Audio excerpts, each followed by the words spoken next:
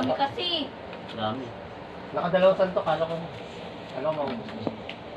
Si Lexie. Ay, nako. Kaya mo yan, be, para tumaba-taba ka naman. Flap ng kelka. Taba na misi ko. Ganyan pa rin ang taba mo. Dr. Sir pala, sir. Hindi ko na siya naiintindihan, be. Mga lingwahe na. Lang na. Ano nag-gets? Lang na rin. Oo, English na Ang bilis nakakaintindi. Ang bilis pa ang bilis salita. Ayaw ko usap mo, ikaw tumawag sa akin eh. Flap kelka namin. Hey, here's your Brian. Where's your brother? Where's your brother? Takawa na ba? Hindi na nagtatanda. Diyan hindi ka na. Tawa na ko na dyan. Nice one, Vicky. Just talk me na lang.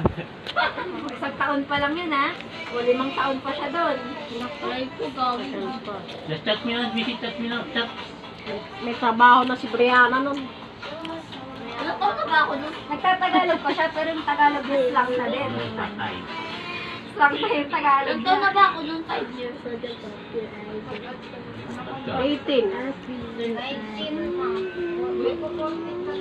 Pag uwi ni Miss Lito, 15 na siya, 15 or Ay, 16. dalagi ka na. 19 na siya. Mindset na yun siya na. Alam na nabuhat natin ito. Hindi ka pa tayo ng bahay na ito.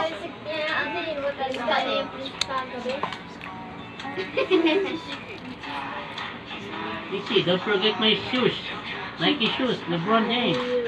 Bati-bati Mixi doon. Tatay na, Navy eh. Bagay. Yung nagpagtagalog si Talaga. Mixie.